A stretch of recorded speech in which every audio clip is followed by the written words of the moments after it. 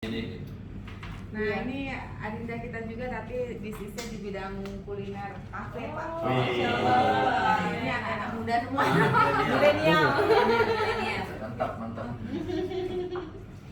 Masya Allah. Ya, diulang tadi tutup Diulang. poin Iya. khusus untuk Ekspor. ini Dana ekspor. di alurnya mekanismenya barang dari rakyat, Ya. rakyat dikumpulkan di kantor pos kita Ya. atau bahasanya apa, tapi nanti Collecting paspotnya pakai koperasinya Mbak Ima itu Ya. ketuanya nasionalnya Ya. beliau. Agar biaya lebih efektif, Apa? lebih efisien dan murah. Masing-masing urus. Ya. Jadi izin ulangi Bu Emma, selamat datang. Jadi intinya begitu. Jadi ekspor itu sudah sangat mudah. Indonesia sudah mempermudah ekspor apapun barangnya, asal tidak dilarang dan tidak ada larang, ada batasan. Nah, kemudian udah ekspor udah UMKM ataupun barangnya itu tadi ada satu koperasi lah gitu ya, yang menjadi konsolidator barang itu. Dari A berapa, dari B berapa, terus tujuan negaranya kemana ini, ke Malaysia, ke Hongkong, ke itu dijadikan. Tapi kalau masing-masing pihak mengirim, tentu akan jadi mahal. Nah, caranya adalah bulky kirim dari sini sampai di tujuan dipecah sesuai dengan tujuan ke masing-masing penerima. Betul. Konsolidasi. Kalau bahasa kargo konsolidasi. Ya, konsorsium. Konsolidasi. Kalau itu urusan nah, pajak. yang perlu dilengkapi adalah Fungsinya Dewan Penasehat itu ya. yang perlu dipastikan adalah bahwa Mas Tekan, Iya. bahwa kita sudah ada 15.000 titik se-Indonesia untuk mengumpulkan itu yang Iya. nanti tinggal masuk Jadi kita di punya klinik sama UMKM. beliau sama laporannya ke pusatnya ke Mbak Emma. Jadi kayak aku nih dari UMKM Lumbung, ini ke JNE terus nanti di report oleh koperasi gitu Iya. kan ya. Jadi kita aplikasi tambah luar biasa. Insya Allah. jadi caranya begitu, harus ada, apalagi di Turki udah ada sendiri. Ya, Jadi ada punya. dari sini katakanlah ada sekali kirim 50 package gitu kan. Iya. 50 package berarti kan kalau masuk satu package itu 2 kilo itu udah 100 kilo. Itu lebih murah daripada masing-masing 2 kilo kan, semacam itu. Nah, pengirim di sini koperasi yang di bawah Ibu Emma, kemudian di sana penerima siapa? OPPI Turki atau apa namanya? Ya. Satu Lumbung tujuan. Turki. Begitu selesai dari urusan pabean di Turki, maka inilah tugas yang Distribusi. distribusikan. Dan kalau masing-masing menerima juga dalam sini, ya costly juga. Ya, costly. Gitu. Jadi ketika bicara pengiriman itu harus benar end to end. Jadi tidak bisa dari kok pengiriman ke Surabaya kok mahal ya? Kalau kan juga perlu tenaga ngambil segala macamnya itu. Di sana juga demikian Bapak Ibu. Apalagi yang nasional kita nggak bisa kontrol kan? Kita nggak tahu jaraknya berapa gitu. Tapi intinya adalah bahwa konsolidasi kiriman itu akan berpotensi meringankan harga per kilonya. Sebagai contoh misalnya, ketika Bapak Ibu kirim barang sampai ke Singapura 10 kilo, itu sekilonya bisa sampai barangkali 300.000. Tapi begitu sampai di atas 50 kilo sudah akan turun jadi kira-kira hanya sekian ribu semacam itu. Karena ini adalah semakin besar kuantitinya akan semakin murah harga per kilonya. Nah, kalau masing-masing pihak ngirim sampai sini berarti ya itu akan susah. Sehingga fungsi-fungsi sosial tadi yang ingin diberikan kepada UMKM kita ya nggak tercapai, gitu kan? Iya betul. Karena tidak tereduksi kan kos-kosnya tadi kan. Iya. Nah, itu. Ya betul. Sekarang yang pernah kami kirimin juga kami juga ada apa ya menjadi semacam sama tadi Ibu Lina jelaskan dari kami juga mendampingi bagaimana cara mengirim ekspor itu. Kami juga seperti itu. Ada pengrajin roasting kopi itu sudah sekian kali dikirim ke Malaysia. Itu dia ngerti. Pokoknya saya nggak ngerti dokumen ekspor Pak, saya nggak ngerti ekspor. Pokoknya saya siapkan barang Betul. order ini Bahasa harganya Inggris segini, juga nggak Bapak ngerti, atur. boro-boro Gitu. ya. Sehingga apa? Ya eksportirnya pakai badung yang memang eksportir gitu ya. Kemudian ya di sana dikirimkan semacam itu. Jadi sana seperti itu. Nggak bisa masing-masing pengen sendiri. Misalnya si A pengen kirim ke ini sendiri jalannya. Tadi seperti Ibu Ara bilang, rendang sekilo 300.000, ongkos kirimnya 500.000, contoh semacam Iya itu. Gitu. Yaitu beberapa tip ataupun trik untuk efektif dan efisiennya Iya, tadi ya, betul. biaya logistik seperti itu. Jadi tadi sudah sampaikan oleh Pak Tekat bahwa beberapa poin yang harus kita usahakan adalah tadi ya edukasi ke para UMKM kita agar paham dan mengerti bagaimana proses pengiriman ekspor sehingga barang itu memang diterima ya di sananya. Karena masalah packaging juga pengaruh, masalah kesiapan sebelum packaging juga pengaruh. Misalnya kalau dilihat dari kayu itu harus ada biasanya namanya kalau di dunia ekspor tuh fumigasi seperti itu ya. Jadi untuk memastikan bahwa kayu itu steril dari hama penyakit sehingga tidak menjadi wabah di negara tujuan. Nah tadi juga mungkin Pak Karno lupa menambahkan, kalaupun misalnya nanti penerimanya di destinasi itu adalah dalam jumlah yang masif juga banyak seperti itu. Nah itu mungkin saran kita ke PPI adalah bekerja sama dengan provider lokal di sana seperti itu ya, agar biayanya lebih murah seperti itu. Jadi nanti PPI di masing-masing negara itu mesti kerjasama juga dengan freighter ataupun kurir lokal yang untuk distribusi, misalnya seperti di Indonesia kan, barangnya kan masuknya di Jakarta. Lalu bagaimana kalau ternyata si bayarnya alamatnya di Bandung? Ya kan seperti itu ya. Kalau kita cas langsung dari luar, itu biayanya luar biasa berlipat karena mereka pun nggak punya jaringan di Bandung. Tapi begitu kita nanti kita tinggal kerjasama dengan lokal company, paling biayanya 10.000 kirim dari Jakarta ke Bandung. Tapi kalau kita deal sama misalnya freighter di Turki sana, itu biayanya bisa 100.000-an, bahkan lebih seperti itu. Ya untuk biaya distribusi dari Jakarta ke Bandung saja sama seperti yang kita lakukan juga. Mungkin misalnya harus distribusi dari Turki ke negara ke kota-kotanya yang ada di sana, ya. Apalagi bisa sampai ke Kapadokia ini gitu. Itu kalau kita kirim ke sini berapa biayanya? Kalau kita jam. Tapi kalau kita bicara dengan lokal kurir Turki sana, mereka sudah dengan mudah dan murah sekali untuk deliver dari Turki ke Kapadokia misalnya. Ini contoh ini kan karena saya juga jadi di diskusi di ekspor import tapi di bawah binaan OKOC ya. Ini contoh nih. Food produk Indonesia mulai tempe kering, rendang, rempeyek dan lain di Singapura udah masuk. Ini Kamu udah banyak permintaan tapi belum mikir gimana nih dikirimnya. nggak ada masalah.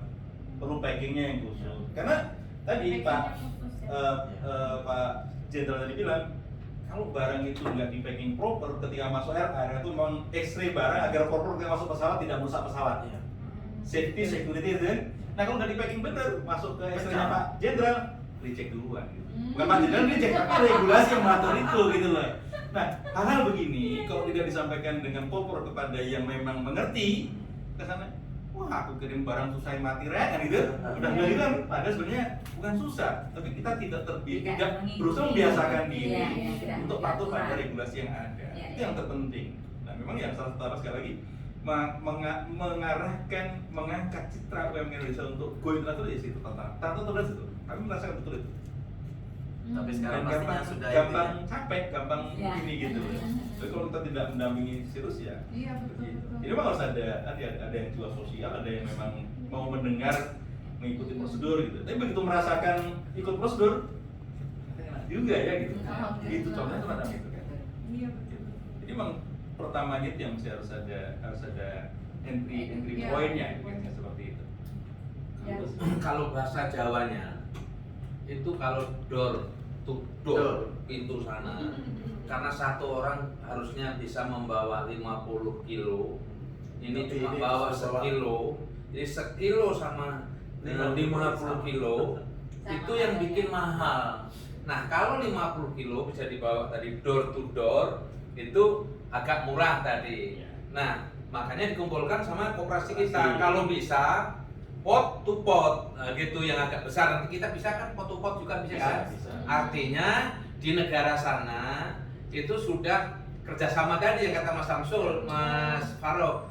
Artinya nanti ada kemudahan karena pot to pot, sehingga pot to pot kan ada persyaratan. Kalau kita pakai muatan khusus pesawat sekilonya sekian, 1 ton sekian.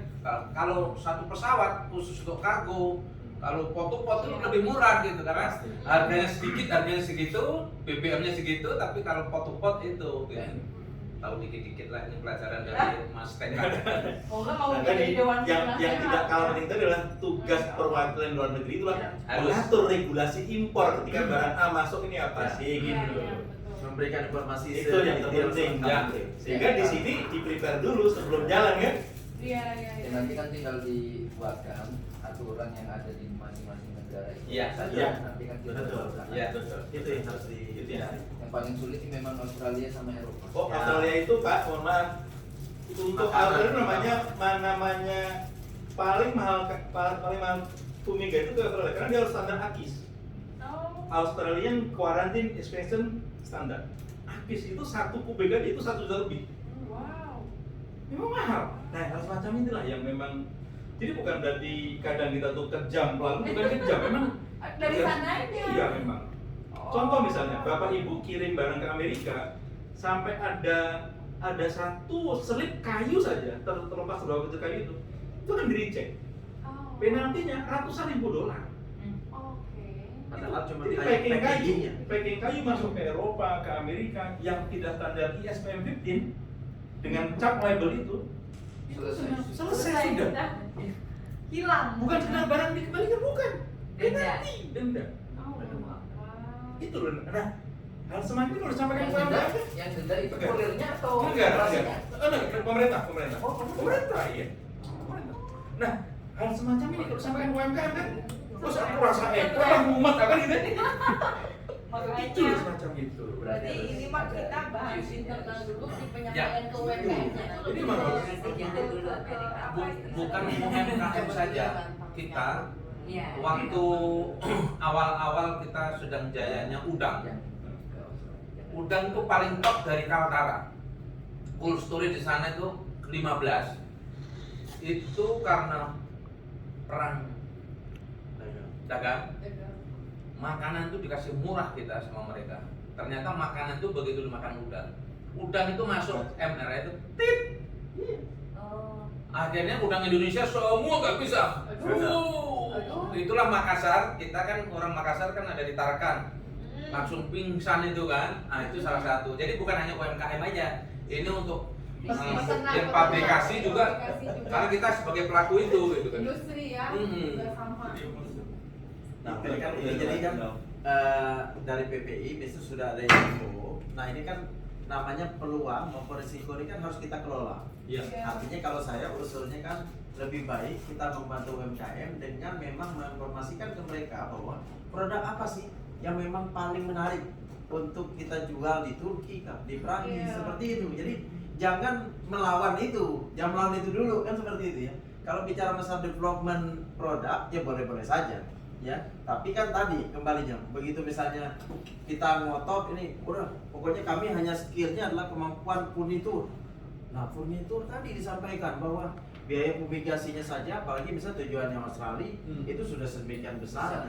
Nah artinya kenapa enggak kita memang memikirkan kira-kira produk apa yang memang paling laku Ya. diterima Yang mudah di aja, tujuan dan mudah kita Yang kelola. mudah aja dulu. Nah sehingga itulah yang kita feed ke para UMKM kita untuk kamu produksi ini yuk. Ya. Iya. Nah karena sekarang lagi booming nih di sana. Setelah itu misalnya 3 bulan selesai masa booming itu, nah kita cari lagi. Ya kan kita cari lagi. Siap. Oh sekarang lagi booming produk ini nih. Ayo kita create produk ini. Kita datangkan ahlinya yang bisa membantu kalian untuk bisa memproduce barang ini dengan kualitas yang memang diterima eksportir. Kan seperti itu. Menurut saya ini menarik gitu ya. Karena bagus juga Bu. Kami sering diundang karantina ya. Karena Iya. kecenderungan barang berangkat. Tapi itu barang ditolak di sana. Iya. Karakter di notice Bu dari negara tujuan. Kami dimasalahkan juga dipanggil. Ini kenapa kalian barang bisa berangkat? Jadi artinya negara bisa juga jadi rusak, gitu kan? Indonesia mengirimkan barang dengan tidak dilengkapi dengan dokumen, gitu kan? Ada yang namanya status form, ada yang itu sertifikat itu terus dilengkapi. Itu yang karena memang perlu kesadaran kita untuk melengkapi itu. Kita ada gini loh. Ketika kita negara orang tuh patuh banget gitu. Nah, kok di sini enggak ya? Gitu ya. Karena ada unsur mandatori yang harus diikuti. Gitu. Berarti Nah, mulai tugas dari kita, kami ini yang ingredient juga. Betul. Terus kalau bisa yang harus yang bisa 1 tahun ya kan, nonton kalau enggak 6 bulan juga takutnya ada masa-masa itu ya. Ya, Kalau ya tadi bulan distribusi. kecuali kalau memang dengan sebuah kondisi tertentu kemudian dari koperasi X katakanlah mempunyai bisa mendapatkan exception dari negara, ya fine saja gitu kan, bisa saja kan. Karena ini barang UMKM, ini untuk barang ini berangkatkan saja, boleh saja. Tapi untuk mencapai itu kan juga maksudnya satu level jadi capek juga kan, Iya, iya. kan gitu. Tapi lain halnya kalau koperasi sudah siap, oke mau ekspor ini, jalan gitu kan, semacam itu. Jadi konten tadi di NIB koperasi dicek analisnya bisa ini seperti itu. NIB-nya harus bisa yang ekspor impor. Ini Gitu mah lah. gampang kan kak ya? Kalau NIB untuk Hanida sendiri untuk ekspor impor sepertinya sudah ada. Nah, fine lah. Jadi Nggak kan masalah. untuk yang ekspor pak. Nah, kebijakan untuk yang impor kira-kira kita kan nanti suka ada barang kan dari Turki, dari sini Oke. dari Turki. Nah dari Turki kirim balik ke Indonesia, penerimaannya itu seperti apa kebijakannya? Nak? Kalau koperasinya memang sudah ada izin impor nggak ada masalah, bisa juga. Oh. Nah, impor lebih, nah, iya semua negara kan begitu ibu. Ekspor pasti lebih mudah. Impor itu ada namanya pengetatan, larangan dan pembatasan. Ya, kalau dalam istilahnya kontrol item. Itu bisa cek tadi kembali. Semua barang itu kan ada kodenya. Ada kode HS tadi, saya bilang ada harmony system. Itu kode sepakati seluruh dunia di bawah Badan Internasional. Itu lembaga PBB. Jadi ketika barangnya adalah barang 6404 itu sepatu. Nanti cek aja persyaratannya apa sih? Izin barang ini persyaratannya apa? Dilengkapi. Oh ini ternyata harus KS code. Oh ini harus ke perdagangan. Ini harus ke perindustrian semacam itu. Itu ada semua. Mudah kok Bapak Ibu. Mau cek sekarang harga barang seperti ini udah bisa cek di komputer kita, ngasih gak usah banyak tanya Ibu. Semua udah data-data. Ibu langsung masuk insw.go.id udah muncul semua. Sudah itu kan juga jadi mempermudah dan jadi mempermurah ya cost yang harus ditanggung oleh UMKM kita. Nah, Jika dari koperasi tadi misalnya sudah punya izin khusus untuk satu item, misalnya untuk rendang udah punya izin ekspornya untuk rendang, itu bisa dipakai untuk Jadi apa satu makanan, UMKM kan banyak, apakah Ya. harus NIB masing-masing UMKM atau satu? Enggak, koperasi. Koperasi, Koperasi. ya. Iya betul. Jadi mereka mah betul. cukup PIRT Ya. sama Betul. NIB gitu. Itu kalau PIRT kan baik produk. Baik Kalau bayar itu baik produk. Kalau ekspornya nggak ada gitu. ekspornya. Ekspor nggak mikirin Udah, PRT, ini aja, ya. ekspor PRT kan produknya kan, Iya, iya, karena iya. di luar juga begitu, Mina ada bisa itu. Kalau ekspor urusan ekspor itu kan bagaimana bisa selesai urusan kepabeanan kan gitu, itu kan itunya kan gitu. Kalau impor ya, Jadi kan jadi nggak. harus ada berizin Betul. apalagi ya. Jadi ekspor itu yang penting perizinannya dulu kan. Jadi sekarang sudah mudah, bisa dicek semua bahwa ini kok, izinnya apa gitu. Bisa ibu. Ya. Masalahnya adalah yang sering terjadi adalah kadang-kadang barang sudah terlanjur masuk duluan, izinnya belum diurus, itu kadang-kadang seperti itu. Nah itu gimana kalau dalam perjalanan seperti itu? Tiba-tiba ada barang yang nggak tertulis dalam daftar listnya, itu udah berangkat duluan dan pada saat sampai di tujuan di cross check, nggak ada dalam daftar list. Nah itu gimana bisa disusul nggak tuh? Karena Bisa. banyak kejadian. Pak. Itulah yang terjadi. Ya sekali lagi kan sesuai dengan tupoksi dia tuh kan gitu. Barang sekecil apapun, ketika masuk ke Indonesia adalah terhutang dia masuk. Oh. Apapun itu. Tidak ada istilah free of charge itu, kecuali memang nyata-nyata, oh ini tuh barang bantuan, ini tuh barang apa gitu, bisa di, tapi nggak ada istilah free of charge itu. Jadi semuanya harus diterangkan itu, dilaporkan kepada biaya cukai. Nah, yang sering terjadi kadang kala nih, iseng-iseng kan pengirimnya, sebenarnya dikirim utamanya tuh buku gitu, tapi ternyata di dalamnya ada tulisan pensil, ya. Buku ditulis di pensilnya enggak. Ini dalam tanda kutip, sekali lagi tupoksi dia katakan, oh Anda menyelundupkan. Itu udah pasti, memang aturannya begitu. Karena Anda mengimpor, mendatangkan barang Indonesia tidak lapor seperti yang senyatanya. Itu. Jadi kita tidak bisa bilang, oh saya tidak tahu, loh kok tidak tahu. Karena by dokumen, by data, importilah yang terhadap itu dokumen itu yang bertanggung jawab. Nah itu loh, sehingga apa? Bapak Ibu jangan salah, kalau sampai kita tidak melaporkan suatu barang yang masuk Indonesia itu dendanya sampai 1000% dan kekurangan biaya masuknya. Misalnya nih, ini biaya masuknya 10.000, karena kita tidak lapor 10.000 kali 1000%. Itu ada undang-undangnya, Undang-Undang 1996, terus amandemen 17 2005 mengatur itu denda sampai 1000%. Dulunya maksimal 100%, tapi dalam tanda kutip masih banyak yang nakal, dinaikin sampai Sekalian. 1000% di amandemen nomor 17 2005. Tunggu Pak, izin Pak Faruk mau berangkat ke Jogja. Oh, iya. Kereta. Ya, tapi mudah-mudahan dekat karena Gambir ya. Ya, Gambir. Udah dicek 30 menit pas. Iya, iya, betul. Oke, hati-hati Bapak Ibu. Oke, siap. Ada yang Mohon izin. Ini mau sama atau sama KTD aja. KTD. Sambil jalan Mas Faro, Siap. ini kesimpulannya nanti gini, bahwa konsumen yang paling besar membutuhkan makanan kita itu orang yang